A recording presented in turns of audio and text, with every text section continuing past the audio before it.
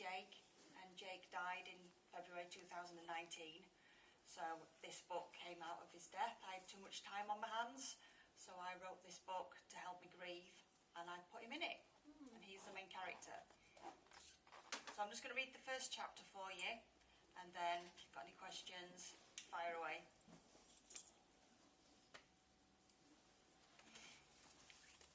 It was early June 2018 when Abigail Hurst packed up all her belongings to make the long journey to Friendship, a journey she had not taken in a while. Grandma had passed away, so it was now time to say goodbye.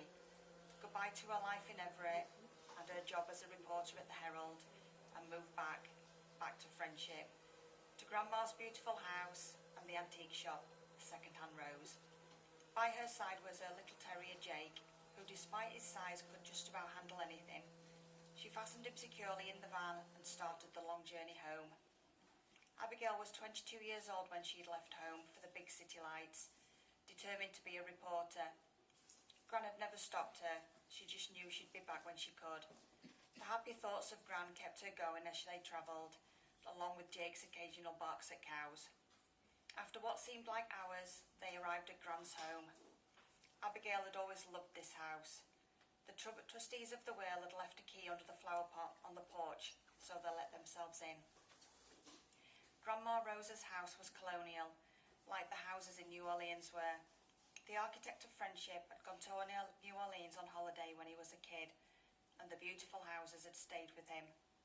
When he designed Friendship, he made a mini version. He then said he would always be on holiday.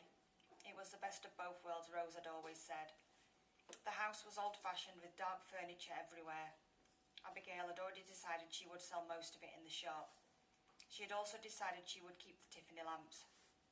She loved them, and the dining table, mostly because when she was little she'd written her name on it, and Grandma said now it was always hers. None of the table's chairs matched, because Grandma had broken all the original chairs over the years and bought replacements from yard sales. Abigail loved the fact they didn't match. It was so quirky, so Grandma. There was a veranda around the front of the house, and Abigail was looking forward to a glass of wine with Jake by her side on a warm evening, listening to the crickets. The furniture on the veranda needed updating. She decided that was her first task. It was nearly summer after all. Priorities, Jake, she said, and looked down at him. She took the box from the car labelled kettle, grabbed Jake's bits and bobs, and settled in for the night. It was early when she awoke. Jake was still snoring next to her. It had been a long journey, so she decided to leave him where he was and start unpacking. It was such a beautiful day. She unpacked as quickly as possible so she and Jake could explore the town and visit the antique shop, which was now hers, a fact that really still hadn't sunk in. The town was just as she remembered it. Nothing had changed in 10 years she'd been away. The streets on either side of a wide road and the mountains in the distance. It was a cross between Twin Peaks and Boulder in Morecambe Mindy.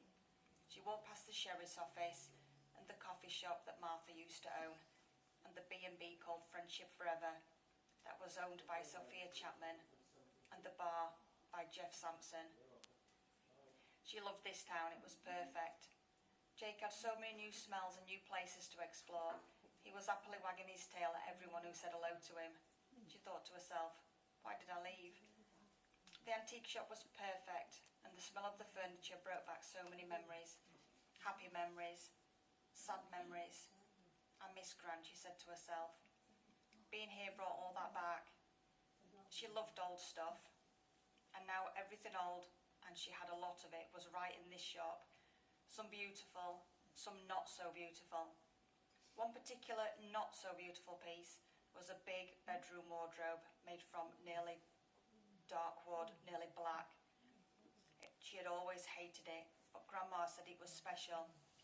There were lamps everywhere, but this shop was dark and uninviting. She would change all that.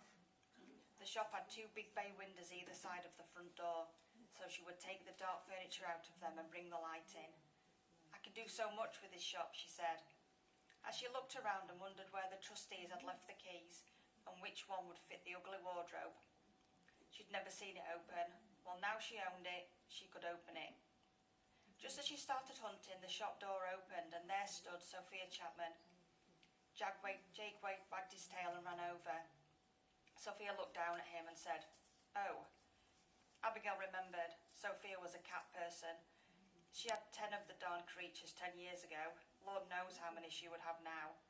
Jake didn't understand why he didn't get fussed, and then he smelt cats and ran round the shop trying to find them. Kept him busy while Abigail and Sophia caught up. They talked for an hour or so about the town, Abigail's job at the Herald, and of course, Grandma. Then Jake finally came back, probably because he couldn't find any cats, and probably because he was hungry. Abigail said goodbye to Sophia and said she would pop into the B&B tomorrow without Jake, which went without saying. She closed the shop and started the half-mile walk home. It was a beautiful evening, and Jake didn't mind the walk. Abigail had a pocket full of biscuits for him. It was Abigail who was now starving.